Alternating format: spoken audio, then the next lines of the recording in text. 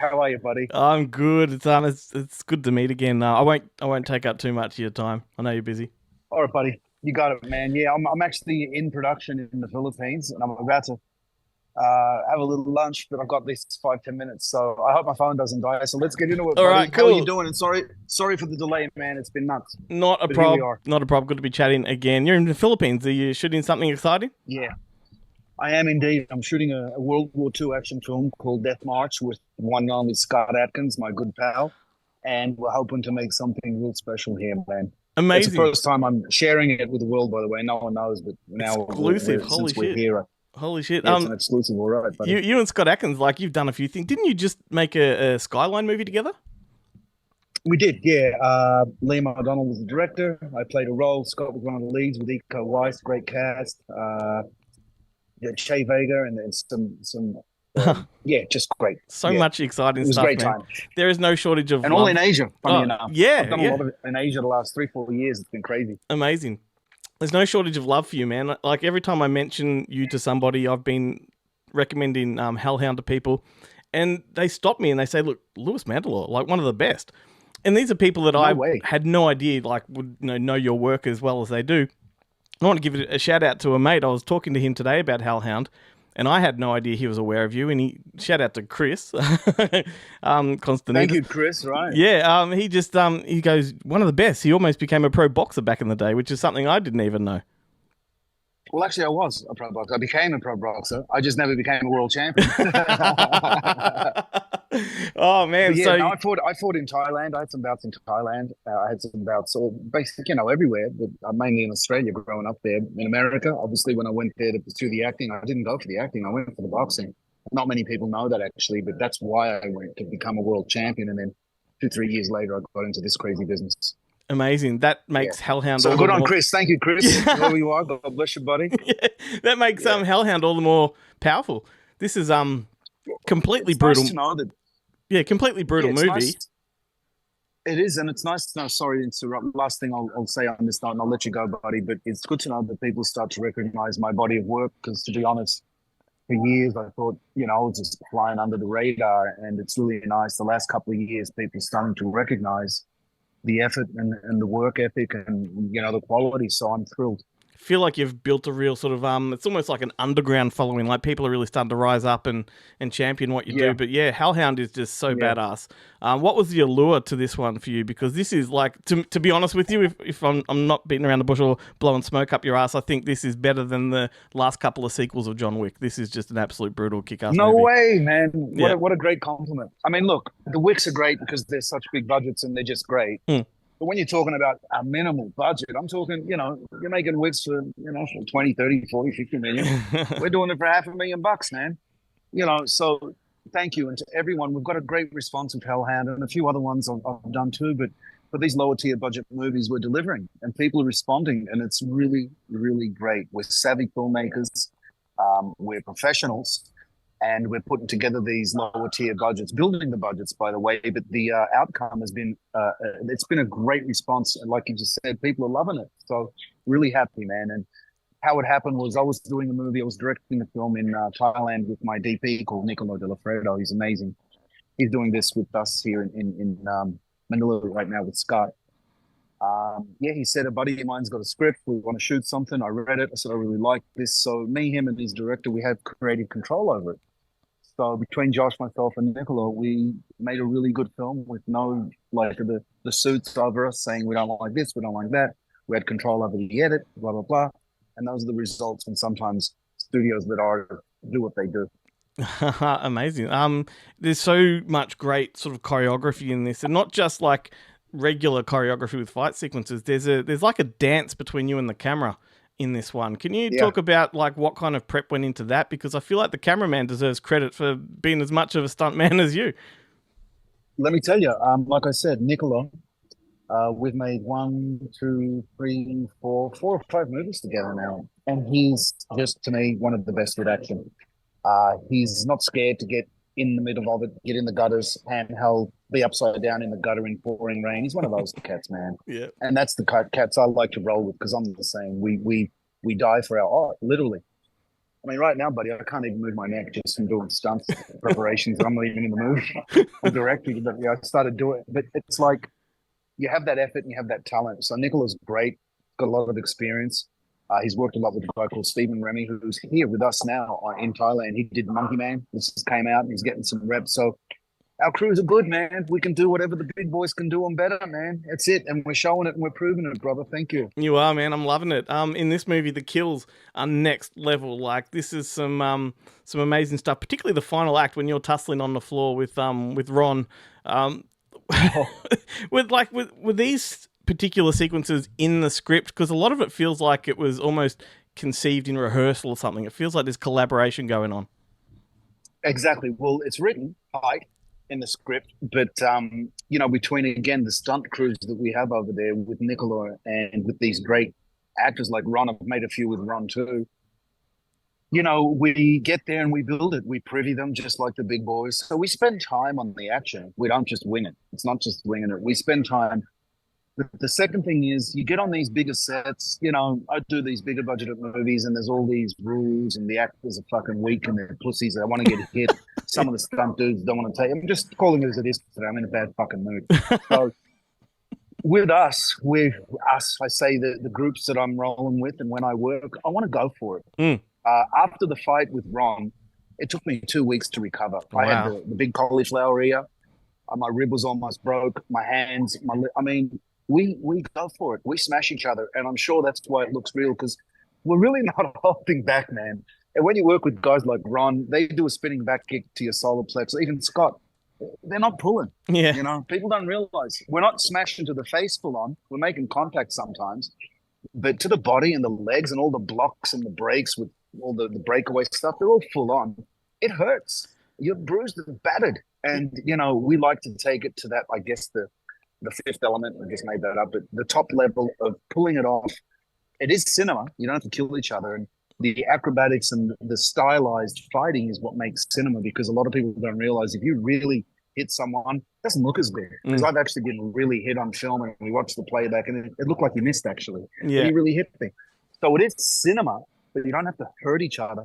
But there's a point where you have to make some contact and you have to get down and dirty. So we do that, and I think that's what's coming across.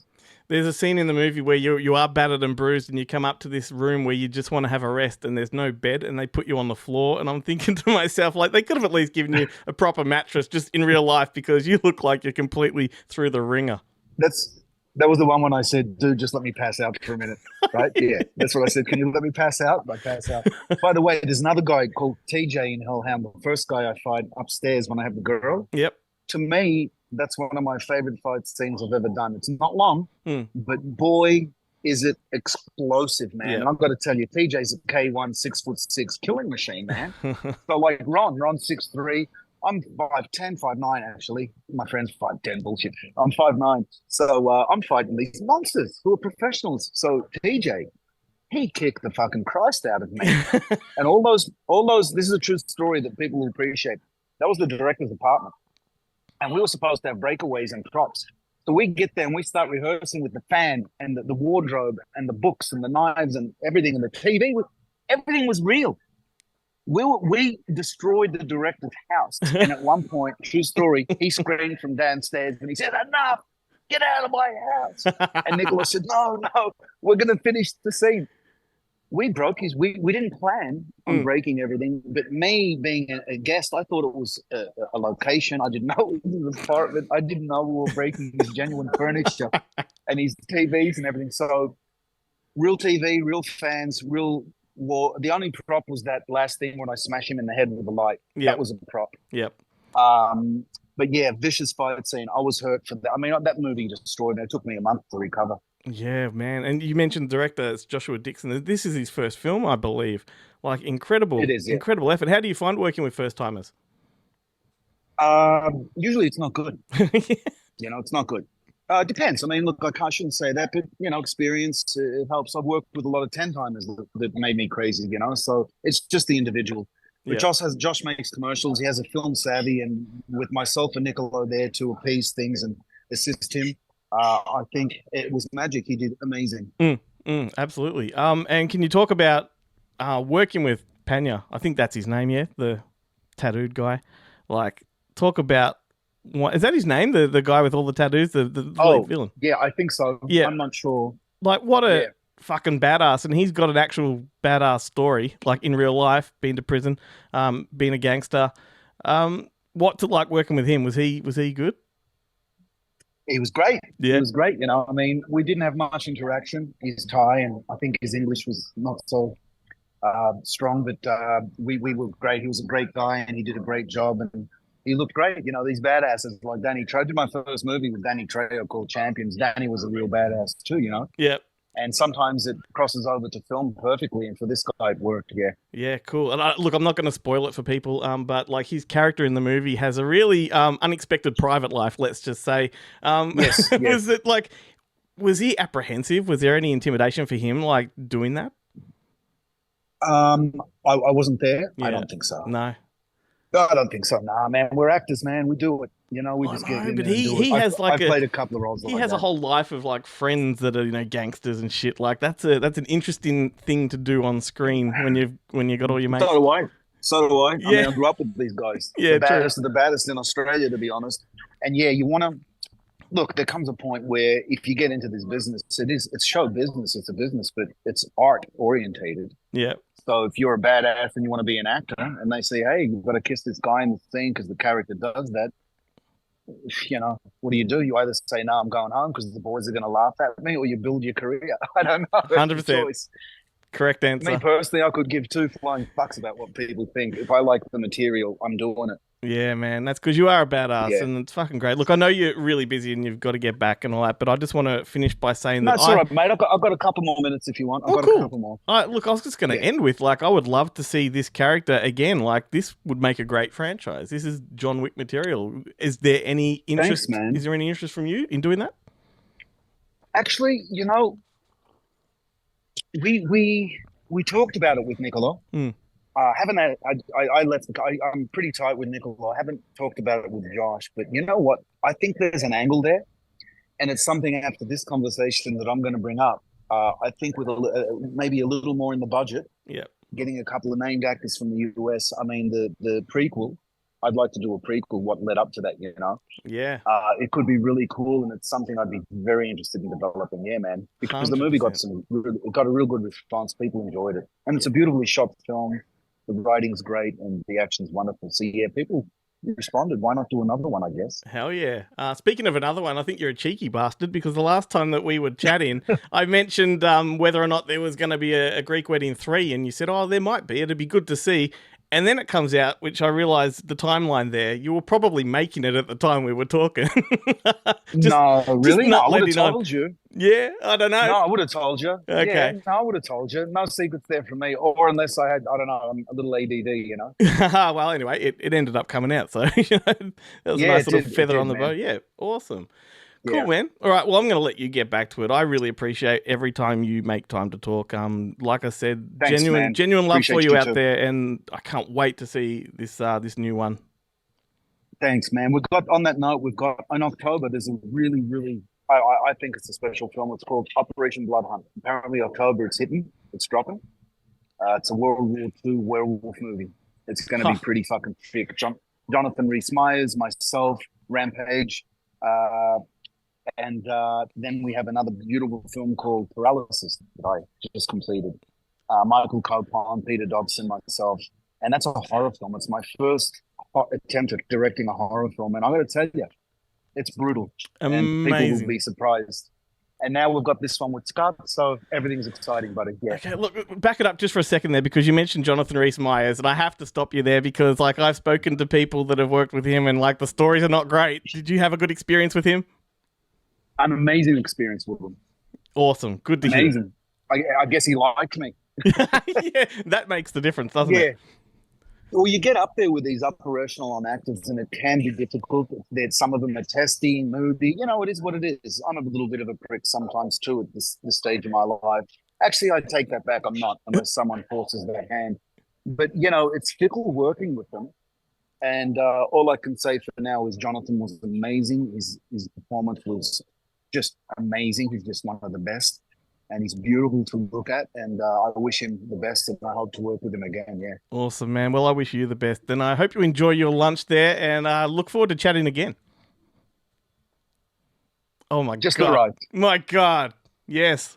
Spaghetti and meatballs. All right, buddy. God bless you, man. Right, yeah, mate. and where are you at again, man? Yeah, I'm in Where are you Melbourne. I'm in Melbourne. at? Melbourne. Yeah. I'm hoping to be back in December. It's been far too long. I have to see my father and some friends, and possibly plan doing some business there in the future too. But I miss Melbourne. I miss my home. And this week, actually, I've been a little bit sentimental. I left in '89 and really haven't been back that much. And it really hit me this week. So if and when I'm back in December, Glenn, I'll shoot you up. We'll have a lunch with the family, buddy. Mate, that'd be amazing. Yes, I hope you do get back. And I hope you work here, because there's some great stuff going on down here. Yeah, I don't think they want me there, mate. They're not interested in me, but maybe I can change that. We'll see what's up. Fuck them. It's how it is in life, buddy. You gotta make it yourself. You gotta make things happen. But obviously, I would love to work there with the Aussies. They're so talented, and I've got some old friends there. Dean Murphy, a wonderful filmmaker, and some other cats. And we were supposed to work many decades ago, but maybe soon. Maybe it's on the cards, mate. We'll see. Awesome. All right, mate. Well, take it easy, and I'll catch you soon. You got it, Glenn. Appreciate you, buddy. Cheers. Bye, mate. Peace. I've been an evil man for so long, and there's no turning back. I don't know much about salvation, but my sins are too great to be forgiven. I'm here on a job. It's my last job. Last one, and I'm done. For the last ride. For the last ride. Who's the target? He's the kingpin, a dangerous man. Drugs, illegal fighting, human trafficking, you name it. No. Prodigal son returns home. I need you to help me find someone. Sometimes you cannot win. Death doesn't wait for anybody. He's not an easy man to kill.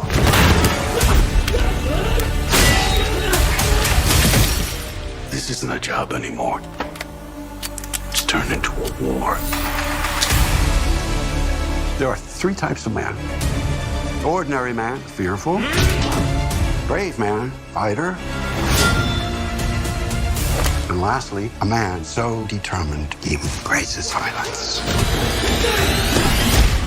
This is gonna be my grand finale.